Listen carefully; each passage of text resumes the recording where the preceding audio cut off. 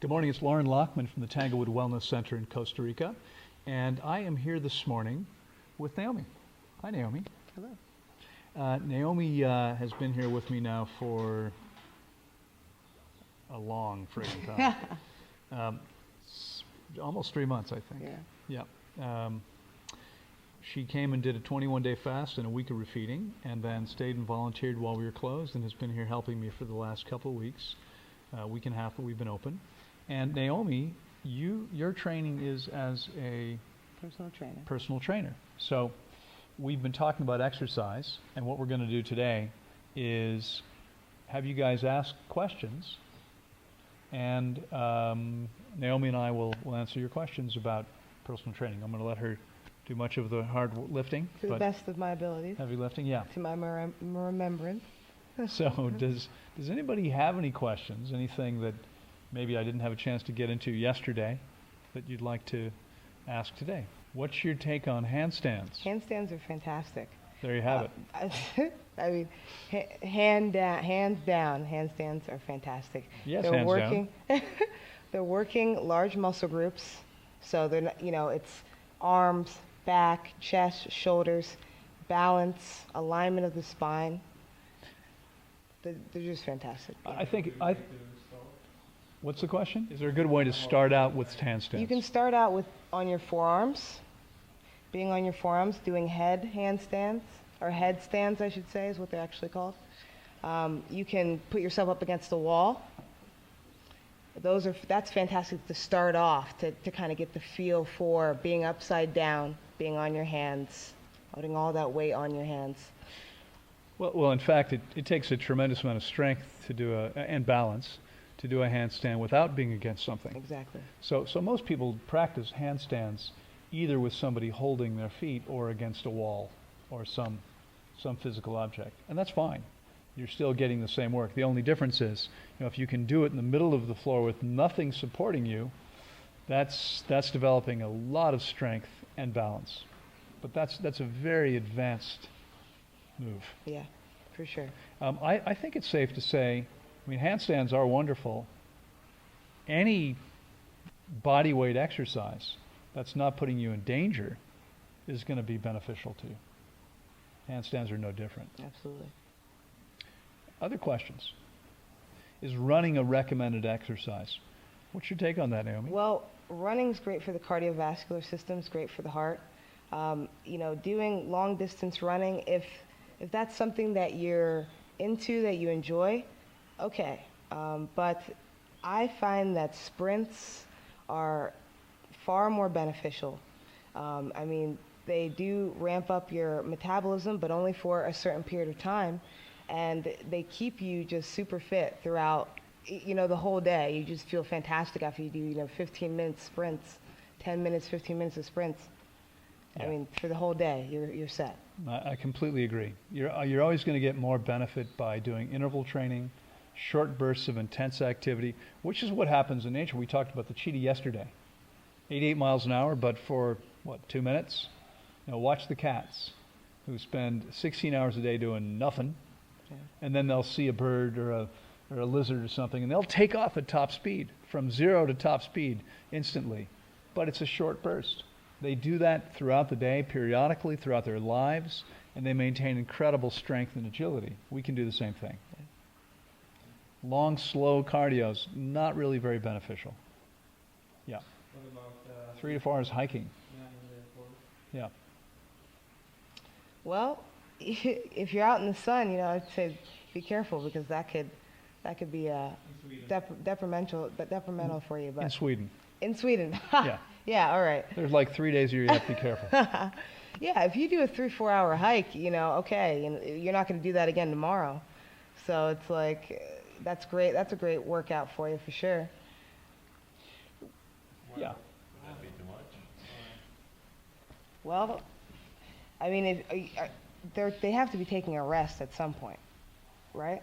They're not just walking literally all day long. Yeah, they're sleeping in there. No, yeah, of course. Yeah. And I think the answer to the question is, it depends. Most of us here could probably walk for hours if we pace ourselves. hiking in the mountains isn't necessarily intense. It depends on the trail. It depends on where you're going. The key is to simply not overdo it. Right. And if you've been doing nothing all year, and then you go and spend a week hiking all day every day, it's probably going to be a bit too much for you. If you're ready for that, then there's nothing wrong with it, and it's probably wonderful exercise. How happening? Well, you feel it. You feel when your body has had too much. And people will often push past that.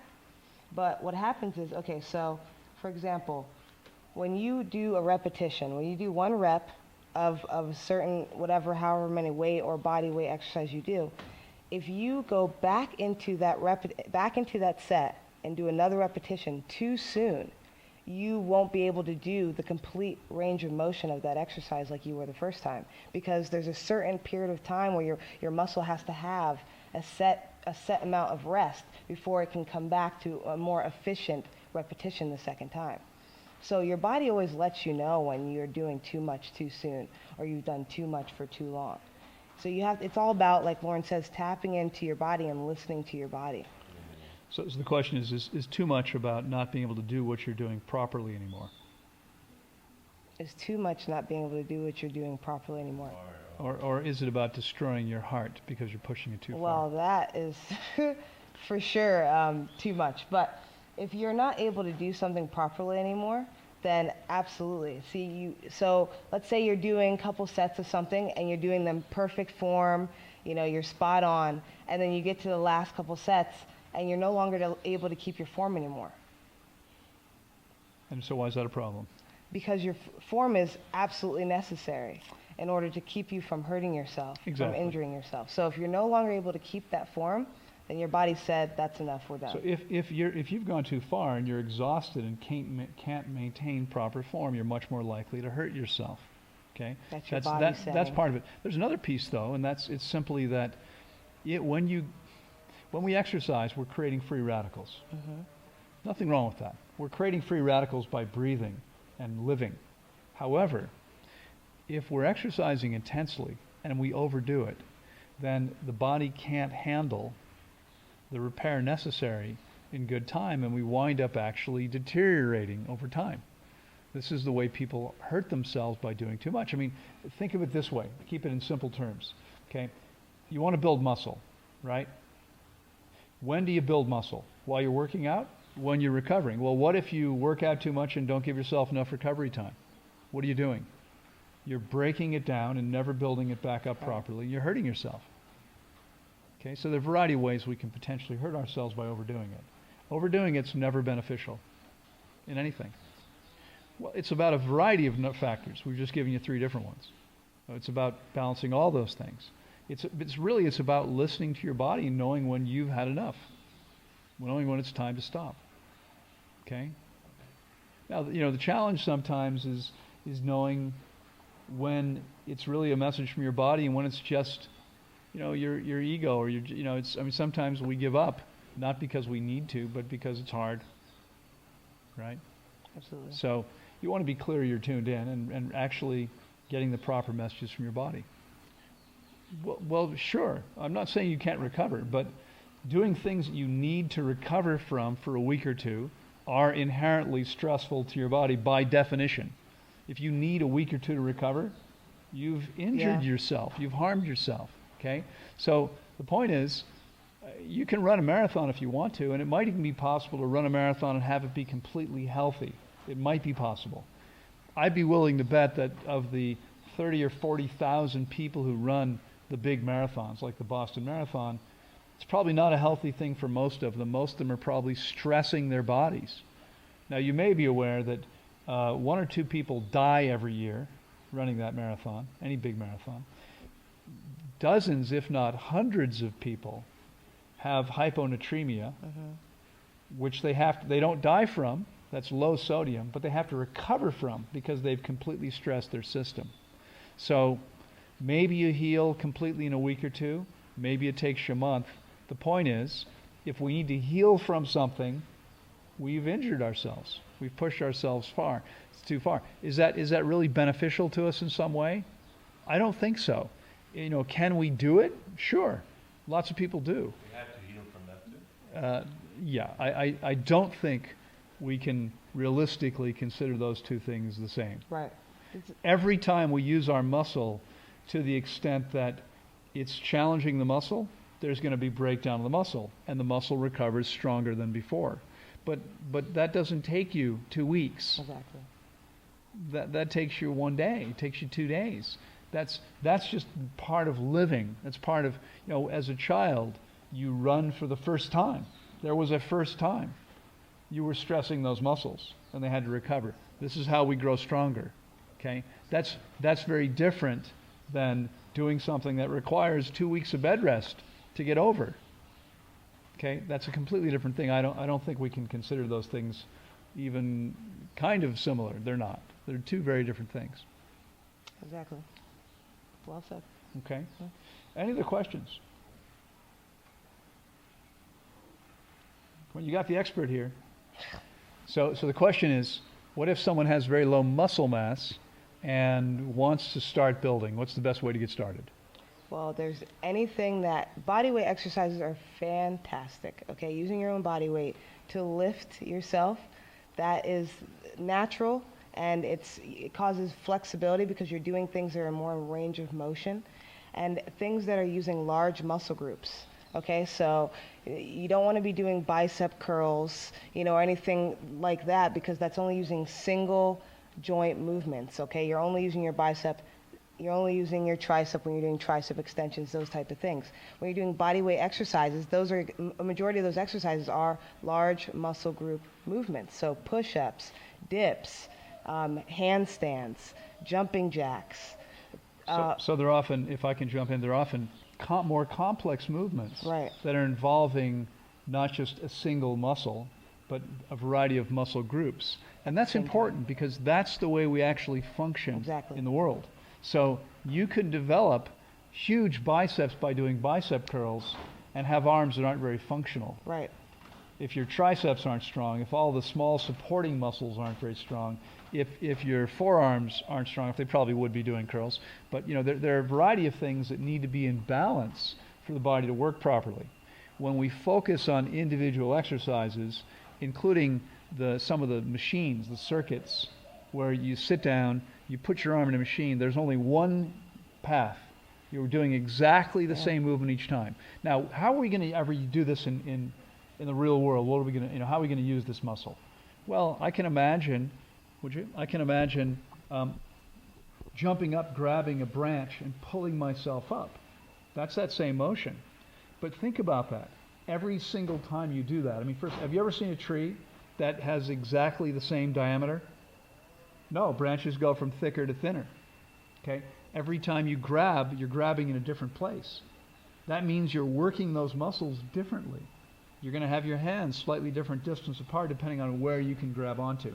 You're changing the work that you're doing. You're changing which muscles are affected and how they're affected.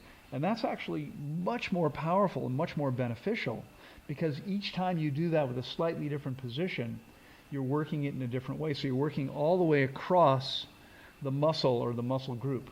Much more beneficial than doing something in one single path all the time. Exactly. People will want to focus on just one part of their body, and it's never, ever, ever beneficial. As Loren was just saying, people ask me, how do I tone up my butt, or how do I do this? It's like I'll give you exercises that you can work your whole legs, Right. like squats, that are going to be super beneficial for not just your butt, but your back, your abs, your thighs, your calves. Yeah. That's what really matters. So functional compound. That's exactly right. Exactly. Nowadays they have lots of new variety of exercises like mountain climber or like spider crawl, whatever, reverse burlap. What do you think about all those? Those are fantastic because they're using large muscle groups. They're using more than one muscle at a time. Mountain climbers are fantastic, not just for your abs, but for your lower back, for your legs, for your arms, because you have to keep yourself up.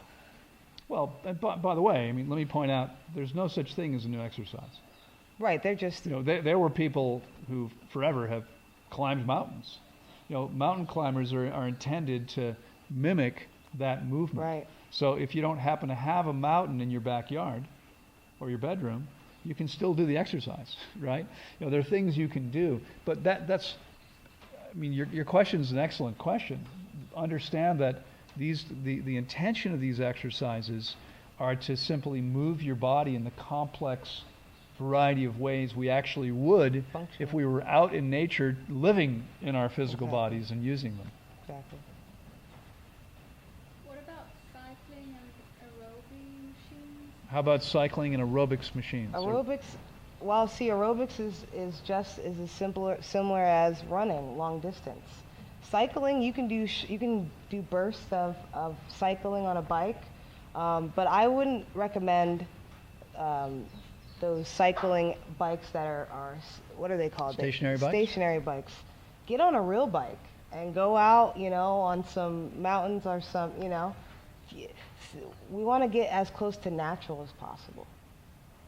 I always thought it was kind of funny that people drive to the gym and then get on a stationary bike. Like, just get on their bike. Yeah. I Instead. thought that you were going to say you're running out people who are running right next to the road.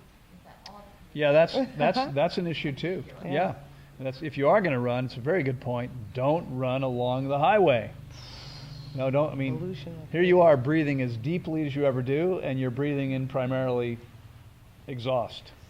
So, yeah, that's the wrong place. Yeah. Go to the park if you want to run. Go find some place away from all that smog and pollution. And if you live in a place where there is no place away from smog and pollution, move. Okay? Don't live there anymore. Not if you care about your health. You need to have a way to get out into nature. So, I mean, if you can't go from, I wouldn't live in a place where I couldn't leave my house and be in nature within 5 minutes, 10 minutes the most. There's probably a park within 10 minutes of almost any house in any city. Go there, okay? Get away from the smog and pollution. Go find a trail through the woods somewhere, okay? That's where you want to be breathing deeply, where you're actually going to get oxygen instead of carbon monoxide. Other questions? Anybody? What would be, in your opinion, the recommended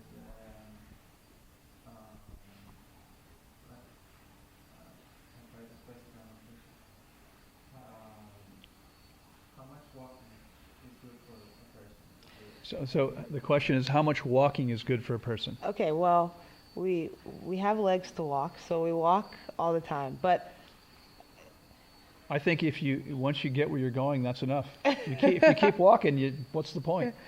you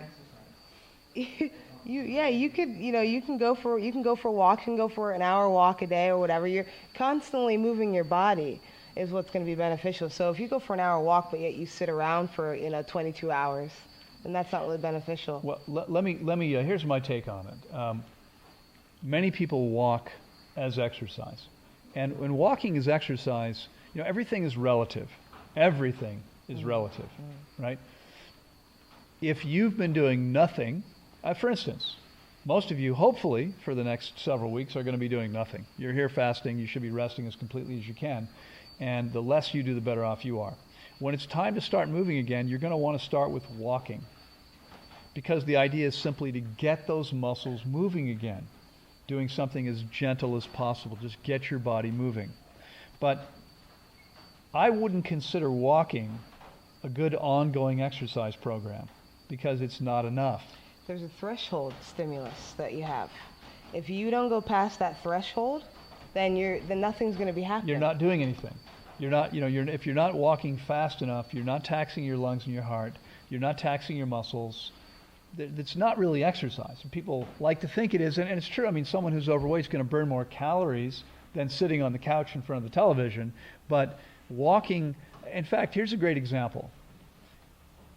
When we were in Panama until 3.5 years ago, most of my staff walked to work.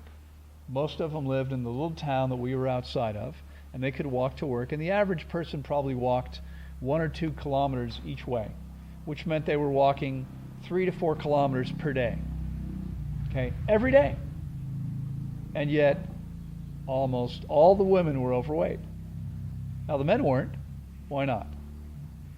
Because they worked in the garden. They worked physically. They swung machetes, and they were hauling stuff and moving things, and they were doing rocks. They were doing physical work every day.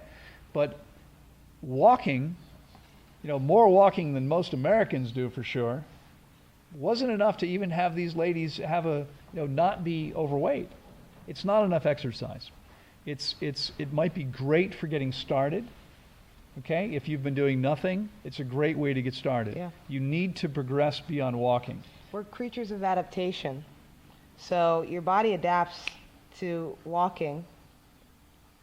And then if you don't go past that, it's just going to be flat level. Well, as Naomi said a moment ago, we've got legs, we're meant to walk. That's right. So walking's really, it's just, if we lived in nature, we'd all be walking around all the time. But we're not really developing muscles or cardio by walking. So aside from using it as a way to get started, I wouldn't go beyond that. Sprint, find a hill, run hill sprints. Okay, awesome. Yeah. Okay, Up. you'd have to walk for like 8 years to get the benefit you'd get from 10 minutes of sprinting up hills. Seriously. Okay, it's a vastly different thing. So the question is, how often? Mike's never going to pick you up from there. How often do you recommend running sprints and doing bodyweight exercises? You can do that 3 times a week. You have 30 minutes in the morning. And the morning is one of the greatest times to work out, okay? That get your body revved up, get your body going, lymphatic system going. Fantastic. But if you don't, if the morning doesn't work for you, afternoon, whatever feels right for you. But I suggest the morning, good to go. I was going to say, I think 3 times a week is a good minimum. It may be all you need to do. What I was going to add, though, is that, again, it's all relative. So, for some of you, you go run hill sprints today. Well, let's say you've been refeeding for a week already. You go run hill sprints, and you might need a couple of days to recover from that before you do it again. Right. Okay. Eventually, again, think of the cat. The cats run every single day. Not very much. They don't need a lot. It's short bursts of intense activity. Once your body is accustomed to it, you can run those sprints every single day. Okay? Same with bodyweight exercise. You can do them every day once your body is accustomed to what you're doing. Right. As Loren said, it's all relative. So depending on what type of workouts you're doing and how you're feeling, that's exactly correct. I was doing 100 squats a day. I did that for about 35 days. Every single day, 100 squats in the morning, first thing. My body adapted within the first week, and I started doing where the last 20, I'd go as fast as I could go. And that gave me a real good burn, and I was feeling fantastic. Along with some push-ups, some mountain climbers, good to go for the day. Every day. Yeah, exactly. There are things I've been teaching for years that you can do every single day. And it's going to be difficult at first, but it gets easier and easier. And doing them every day means you're simply going to be able to advance a little faster, maybe slower at first, but it's incredibly powerful. You don't have to. Now, the key I said to you guys yesterday, I think is important because so many people have told me over the 25 years I've been coaching people to health, I don't have time to exercise. So I tell people, you only need, as I said yesterday, 45 to 60 minutes per week, 15 to 20 minutes 3 times a week. You can see amazing progress if you do that consistently. Exactly. You want to do 20 minutes or even an hour a day, that's okay. If you don't overdo it, it's fine. Okay? But anywhere from 3 times a week to every single day is perfectly fine as long as you're listening to your body. Right. All right, so the question is it true that having fasted and eating properly, training won't push your metabolism up so that it's a problem? And the answer is yes, it won't be a problem, okay? Will it push your metabolism up? Absolutely, temporarily. And then it'll slow back down, okay? In fact, by making your heart stronger, it might actually allow your body to become more efficient. I'm sure it will. So, there are no long-term detrimental impacts to training if you don't overtrain. Right. It's critically important to your health that you're moving your body. And if you're a lumberjack, you probably don't need to exercise, okay? But if you're not a lumberjack, raise your hand if you're not a lumberjack. Okay, that's a couple of you. So if you're not a lumberjack, you probably need to find a way to incorporate 45 to 60 minutes at least of exercise into your life every week. If you do that, even if that's all you have time for, you can see some pretty amazing things shift. Yeah. Okay? So you don't have to worry about the negative impacts of raising your metabolism by doing that kind of an exercise. You don't need to do that. Training 3 hours a day, that would be a mistake. Building a lot more muscle than you actually need, that would be a mistake. Not just for the reasons we spoke about yesterday, but also because more muscle means faster metabolism, higher caloric intake. Right. What's the benefit if you don't really need that, how's it helping you? Okay? Don't think, don't try, just do. So don't think, don't try, just do. Those are your motivational tips for someone who's interested in getting started. Don't think, don't try, just do. Don't think, don't Write try, it down, just put do. it on your desk every morning when you wake up, and it won't just be for exercise, it'll be for your whole entire day. Don't think, don't try, just do. Temporarily pushes your metabolism up. It would never, if you did it every day, it would never get to the point where it became like a chronic high metabolism. So the question is, even if you sprinted every single day, you wouldn't wind up creating a problem with your metabolism being too fast. No, your body adapts. You will adapt to that workout. So if anything, your metabolism is not going to keep speeding back up because your body is adapted to it. There's no way that can happen. Always be normalizing. Yeah, and again, listen, folks, it's important to understand, just as I said to you the other day, the goal is not to minimize your caloric intake. The goal is not to minimize your metabolism. Okay, that reminds me of a metabolism joke. A sloth is walking along, and along comes a gang of snails, okay, who attack the sloth, beat it, leave it bleeding and in serious pain by the side of the road. And the police come along and question the sloth, and they say, "What do the attackers look like?" And the sloth says, I don't know, it all happened so fast. Okay, to a sloth, right? Because their metabolism is so slow. Snails look like they're speeding by. Okay, that's the joke. You don't want to minimize your metabolism. We need to create a healthy, functioning body. Okay, you don't want to function like a sloth. Anybody see a sloth climb a tree? You know how sloths move? Like this. Literally. Sloths, unfortunately, as humans develop rainforests and bring in dogs, sloths wind up getting in trouble because they can't run away from a dog. They can't move fast enough. They can't get out of the way of a car on a road. So they get hit by cars. Okay, there's a sloth sanctuary I've been to near Limon, Costa Rica, that takes in these sloths that have been injured because of humans and what we've brought into their environment. So we don't want our metabolism to be as slow as possible. I'm not advocating for that. What I'm advocating for is not raising it faster than it needs to be. Two very different things, okay? So don't worry about the fact that exercise is going to raise your metabolism a little bit. It will. It'll also make you healthier. And, that's really what it's about. So let's not get too stuck in our heads about this stuff.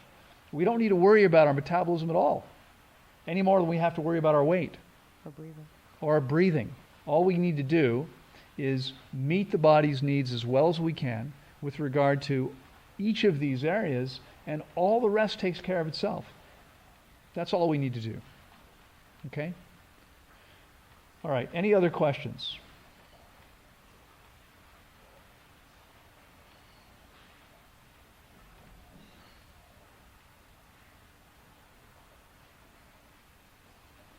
Okay, so Naomi, thanks very much for your sharing your expertise with us. Of course. Awesome stuff. Thank you guys, and I'll see you next time. Thank you.